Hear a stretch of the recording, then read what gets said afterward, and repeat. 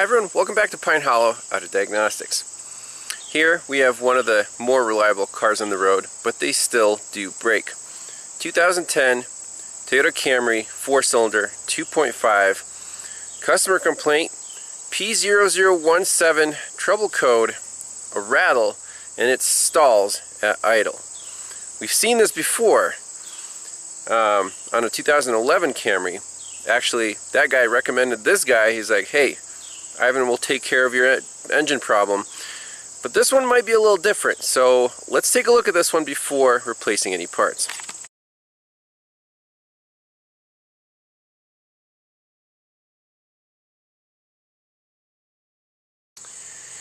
So first thing, yesterday the customer actually drove this car here. He had trouble starting it. He first reached out to me about 3 months ago. That was in spring. Then he was out of the country, just he's an international student here at Penn State, and he got back and wanted his car fixed, and it wouldn't start. The battery was completely dead because he left it for 3 months. So first and foremost, we need to know if this battery is good before we do any testing. The TOPDON Tornado 90,000, I love this charger. So I left it on here overnight. I want to know if this battery is completely wasted or if it woke up and took a charge. Well, here's all the data that we need. 13.5 volts. I had it on there for almost 13 hours, and it put 45 amp hours into this battery. So this battery is still good. It's fully charged. That's amazing. That's all we need for testing. Now, I did take it on a short test drive last night, and I wish I would have recorded it. I just assumed, hey, it's going to need an exhaust phaser. These 2010 and 11 models had a defective batch of exhaust camshaft phasers where before 200,000 miles they just internally grenade and your camshaft's out of time, the exhaust cam. So the exhaust cam is right here. So on startup, it was actually different than the 2011 Camry that we had. That one was rattling all the time. It would stall all the time. This one started up smoothly. I took it for a drive, and once it warmed up after about 5 minutes at idle, you would hear the cluck, cluck, cluck, cluck, cluck, cluck, cluck, cluck, like really hard phaser rattle, and it would stall out. So I drove it back up here and unplugged the exhaust oil control solenoid, started up, it ran fine, but it set a different trouble code. So, code scan before I touched it, we had a P0014, not a 17 like the other Camry. Camshaft position B, timing over advanced or system performance. Okay, then after I unplugged the solenoid, ran it, it set a circuit code, then I plugged it back in, then it set a different code. It didn't stall anymore, didn't rattle.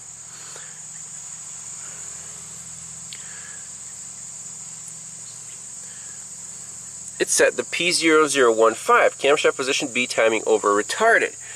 So it's not setting the 17 code, but when it came in, it was over advanced.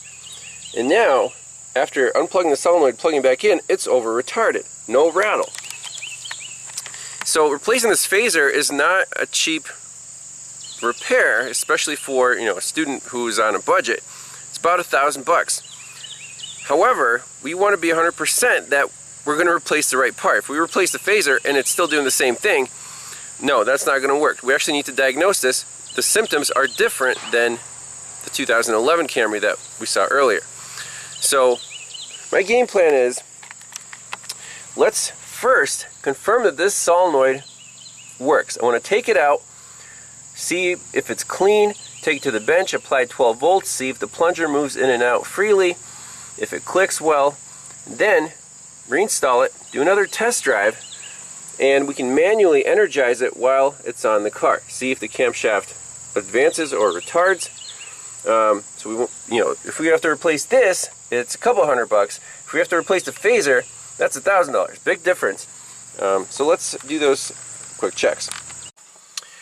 Alrighty, let's first read the fault code. So we have this P0015. Let's clear it out, do a cold start, see what happens. Everything's plugged in.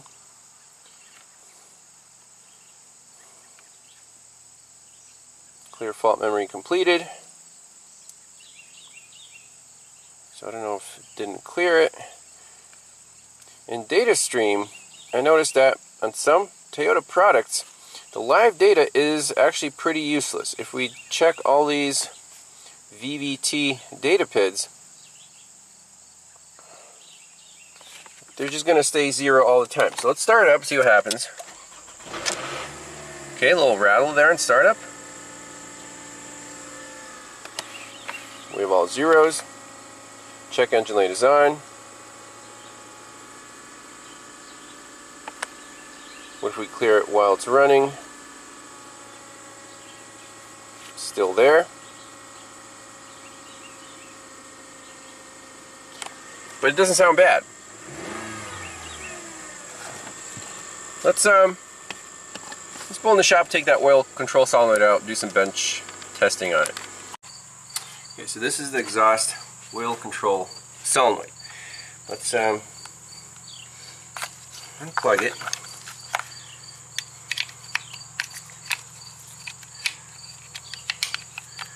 Remove it. Take it to the bench, do a visual inspection on it, and see if electrically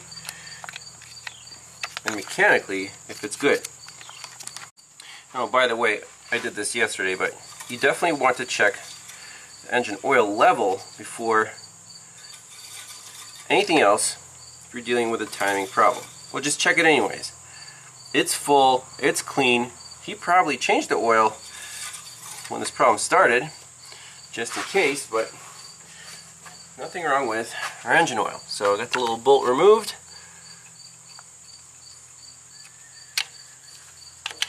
Let's see if I can get the solenoid out of here.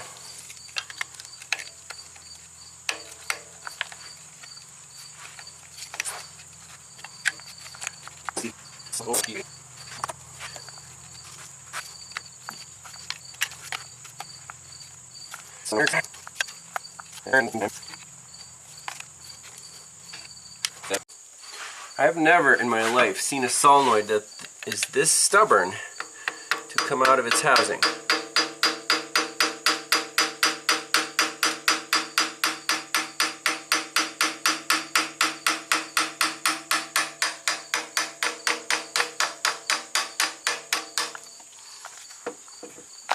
Wow. Is anything damaged? Are there metal sparkles on it?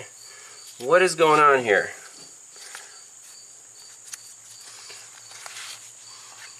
Wipe it off. Let's go to the bench and energize it. Alright, we've got 13 volts on the power supply. Here's the solenoid. Let's see if it clicks. Let's see if it moves. So, on, off. It did not retract. Is it supposed to? Let me get a pick. Alright, let's see if we can move this plunger.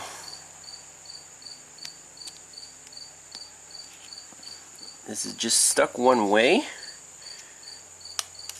Okay, it unstuck. Let's try again. Okay, it traveled all the way through, drawing 1.5 amps. And I unhook it. If it released eventually,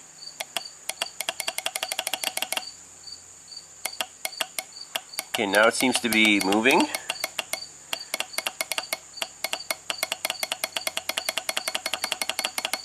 Maybe it was just stuck one way. I don't know why. Let's look at this side.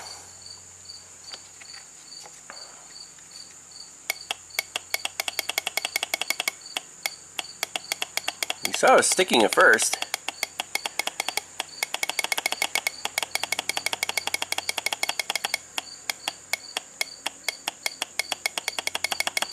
Let's put on the car, do the same check.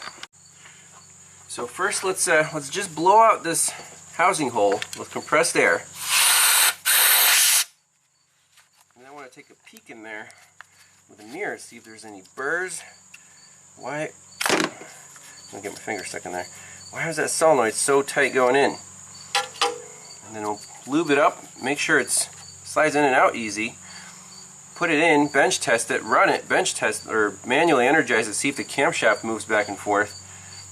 We have to do these checks before calling a phaser.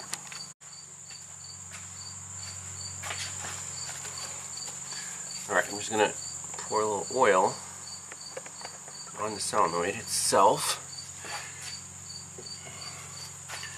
Make sure everything's moved up, and let's see if it's happy going in.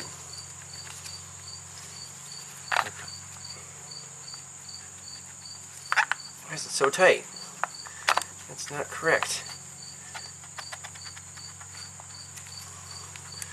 It should not be that tight. It's rubbing, you can see right there.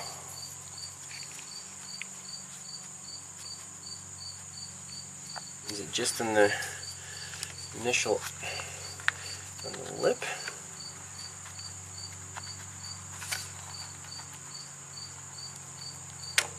Okay.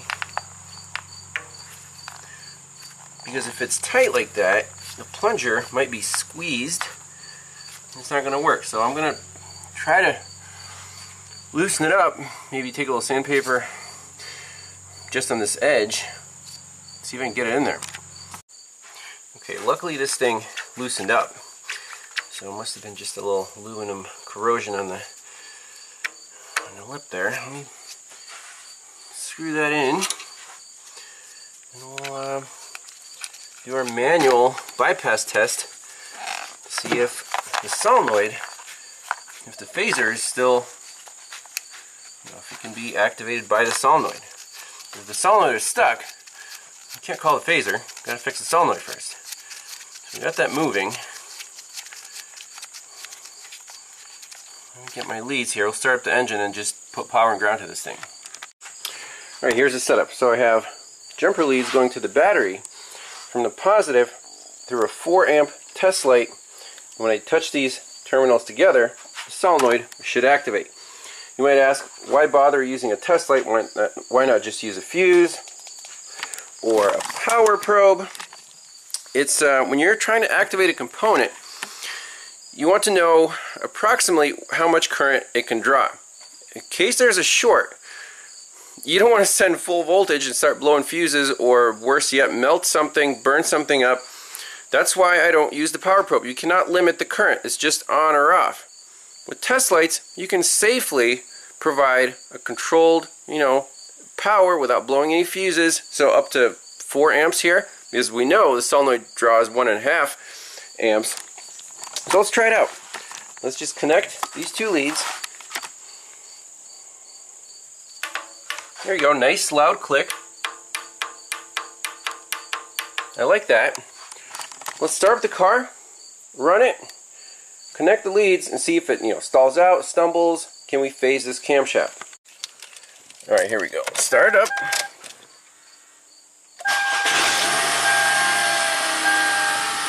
Let me see if I can clear that P0015 trouble code out.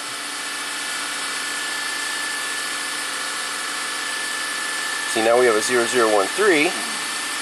We'll clear that out. 0015 is like stuck there all the time. Alright.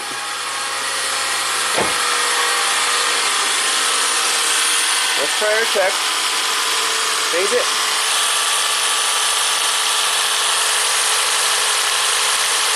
Nothing.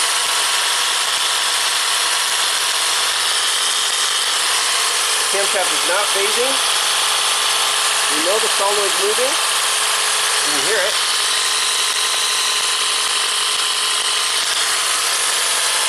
That phaser must be broken inside, or just maybe the spring fell off and it can't return to its home position.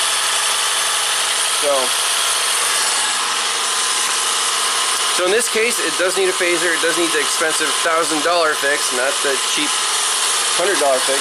But we still needed to check that solenoid. because it wasn't moving. That was, an issue, but it works. Oil pressure is good. This is the oil pressure sensor right here.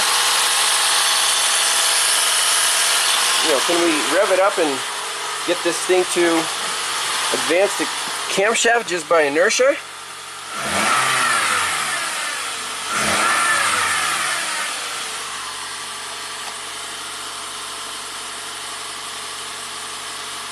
It's just stuck at the 0015. So running the car with the solenoid unplugged apparently shifted the cam full retard, and now it's stuck there because the phaser is broken. So we're going to go to the dealer, get an OEM phaser. The phaser itself is almost $500. It's ridiculous. I don't know why Toyota doesn't make it more affordable. Like a couple $100 would be fine. But we need to do this job like I showed in the previous video. And once we tear it down, we'll see what's wrong with the phaser. So customer authorized the repair, prepaid for the expensive part. So let's take off this valve cover before we even get the part and try to turn the camshaft by hand and see if the phaser is just loose on there, or we should be able to see it right from up top. Hi, look what I found laying in the cowl. They had trouble getting this one out too. Even says bad on it. See that? What the heck? Well, that's interesting. I don't know if this is an OEM part. Is that an OEM part? Sure looks like it. 337010. So it's OE, but obviously it didn't help the situation. And this one is super stuck. So I don't know if they tried a used one. Alright, here comes the valve cover. Camshaft sensors and the solenoids are still installed because we don't need to take them out.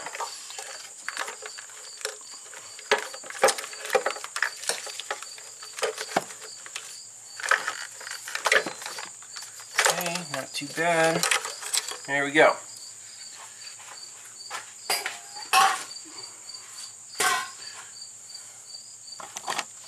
So here's our suspected faulty phaser. Oh yeah, yeah. See how that cap is way crooked? It's not parallel to this interface. Yeah, it's definitely bad. So we can try to grab the cam right here with an adjustable wrench. So right now it's full retard. That means the engine's spinning this way and the camshaft has been retarded. So can we advance it? Nope, it's stuck. It's completely stuck. Now you would think if it's full retard, then you can see it's been rubbing on the timing cover there. Then it would stall out because that would be like an EGR effect. But it ran okay.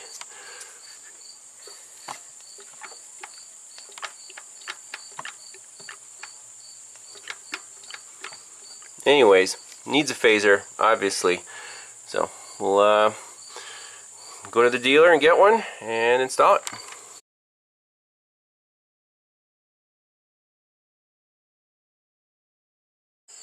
We've got some parts from the dealer, brand new exhaust camshaft phaser.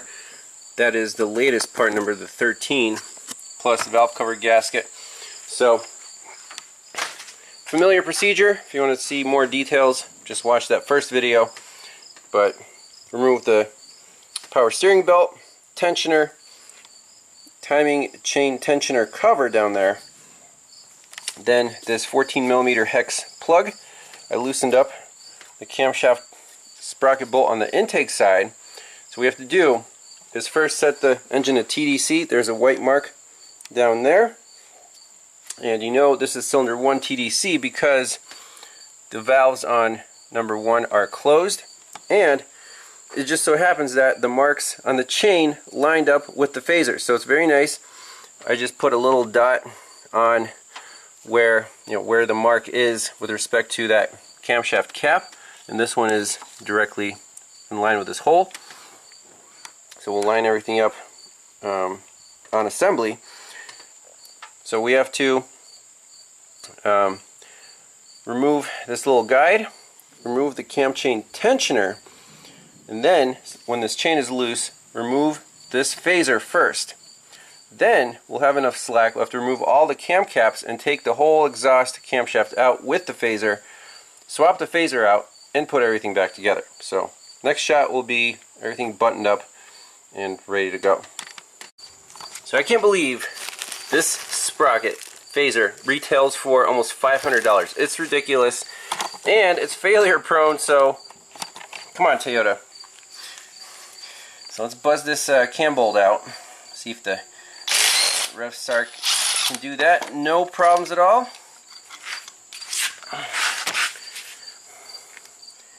Separate the phaser from the camshaft if it's friendly.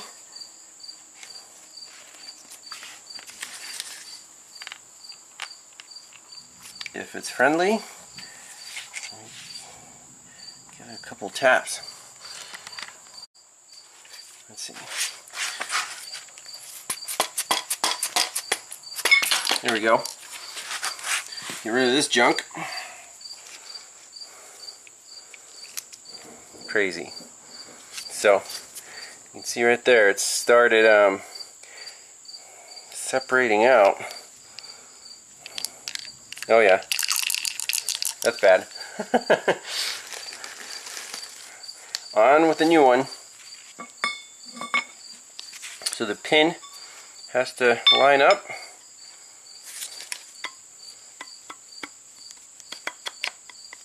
There it is. Buzz the bolt in. And we'll torque it to 63 foot-pounds, so let me do that off camera. And we'll assemble everything.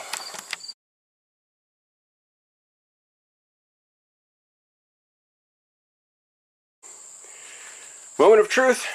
It's all buttoned up, everything's plugged in.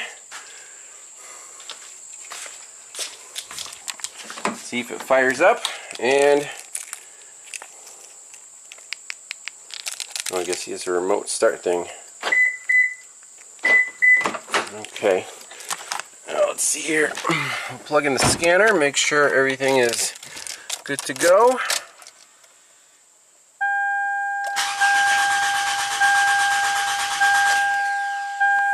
I forgot to plug in the crank sensor. Take two.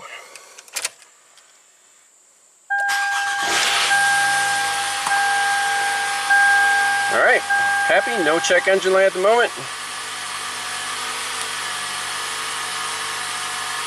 Scan it for codes, make sure everything's perfect. The car's kind of cylinder 1 misfire detected. Well, I noticed it had an aftermarket coil on there. Interesting. Let's look at the data stream.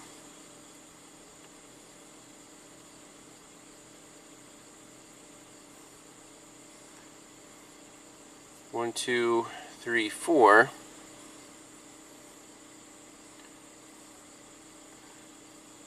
Every time it hiccups,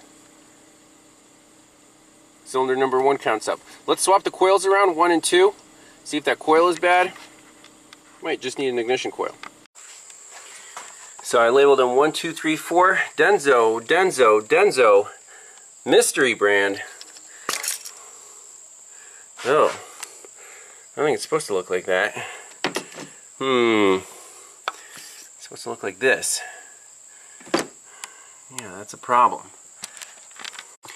So the boot of the coil is firmly on the spark plug. I'm trying to get it out because without that we can't even take the spark plug out. And it's being very, very difficult. That's bill's going up for this one. Here's the culprit. I used a pick with pliers to hook it under here and pull it up. Yeah, that's not going to work very well. We got pieces of boot. It needs a new coil. This is garbage. I don't know if I have one in stock, but I'm going to check. Well, here's what I have in stock. 673-1310. It's for a Toyota Corolla versus Toyota Camry. It looks very close. I mean, same length. I'm just going to pop it in. I just want this car to run so we can take it on a test drive. Look, the connector fits. Lovely. If it works, right? Let's screw those in. See how this baby runs. Hopefully no more misfires.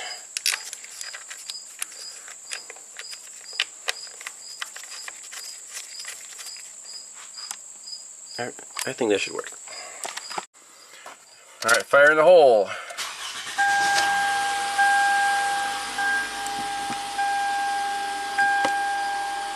Better already. Alright, let's clear fault memory. Okay, read fault code. No DTCs. Let's take it for a spin, look at the fuel trims, make sure everything is happy. Is there, let's see, trim? No. Fuel.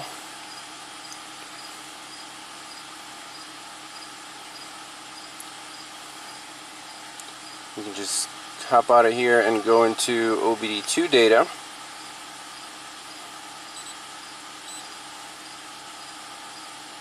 Look how fast the scanner is.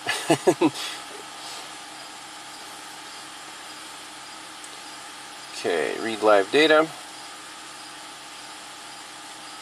It's running super smooth. Equivalence ratio. Short-term bank 1, long-term bank 1.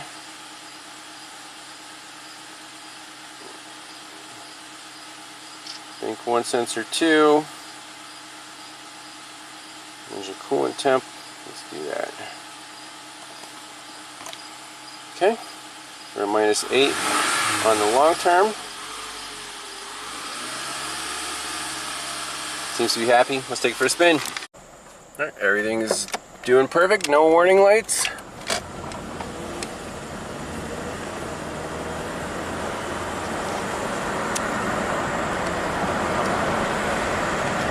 Fantastic.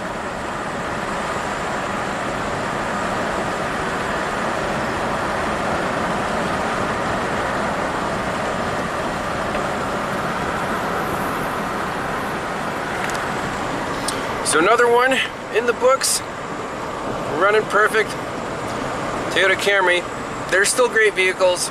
You know, 190,000 miles. If that's the worst thing that you have to do is replace a camshaft phaser, not a big deal. Still fairly straightforward job. Even DIY, if you're handy, you can do that. So that's it for this one. I guess pattern failures and that TSB is out there for 2010 and 2011 models, the 4 cylinders. If you have one and you have this issue, it's most likely your exhaust phaser. So that's it. Thanks a lot for watching. We'll see you on the next one. Goodbye.